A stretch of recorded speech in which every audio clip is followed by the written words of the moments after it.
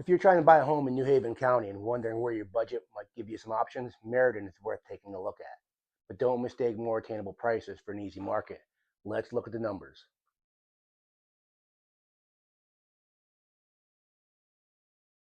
I'm Frank DeGrazenta with Connecticut Real Estate, and this is your latest Connecticut Housing Update. Today we're looking at Meriden, Connecticut with the latest market data from July 2026. First, let's look at inventory. First question, how much do buyers actually have to choose from? Meriden currently has about 1.39 months supply of homes. That's down 22% from last month and 21% compared to last year. So despite Meriden having some attractive options for buyers, inventory is still tight. And when fewer homes are available, buyers need to prepare when the right property comes along. Let's look at new and active listings. What kind of prices are we talking about? There were 58 new listings with a median asking price of about $322,000. There were also 75 active listings with a median asking price of just under $320,000. For someone comparing communities around New Haven County, that's one reason Meriden may deserve a spot on your search. But price isn't the only thing you need to consider. The next number tells us quite a bit about the competition you'll be facing. That comes from the pending and the days on market. How much time do buyers have to make a decision? Homes going under contract spent a median in about 30 days on market, while homes that actually closed spent a median of about 25 days on the market. That sold figure is down 31% from last month. The takeaway isn't that you need to panic and make an offer on the first house you see. It's that you should have your financing and strategy worked out with your realtor before you find your house. That gives you the ability to act confidently instead of trying to figure everything out after you've already found the property. Let's talk about pending prices. Pending properties had a median list price of about $332,000.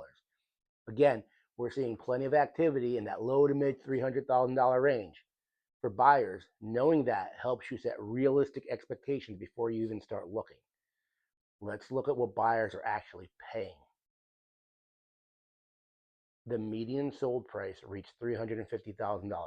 That's up 11% from the previous month. I wouldn't read too much in that single month change because the mix of homes sold can move the median around. But combined with other numbers we're seeing, there's still healthy buyer demand in Meriden. One number that matters, one that sticks out, 104.27%. So just over 104%. That's the sold to list price ratio. In other words, homes represented in this data sold on average far more than their asking price. So if you're looking at a well-priced home and assume you'll automatically be able to negotiate below asking, the current market data says you shouldn't count on that. That doesn't mean you should overpay.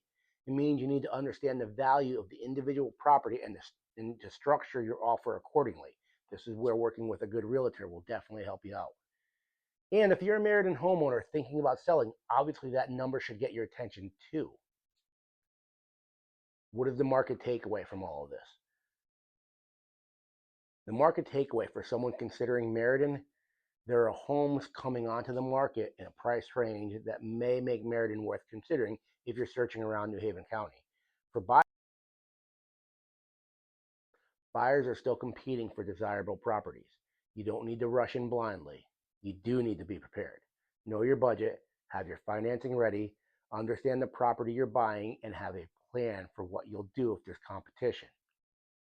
So in closing, if you're thinking about buying in Meriden, New Haven County, or elsewhere in Connecticut, and you're trying to figure out which town makes the most sense for you, feel free to reach out. You'll find a link to my website in the description below, or leave your questions in the comments. I'll be happy to answer. I answer everyone. And if you like straightforward information about buying a home and understanding Connecticut's local housing market, consider subscribing. I'm Frank DeGrazenta with Connecticut Real Estate. Thanks for watching Connecticut Housing Update.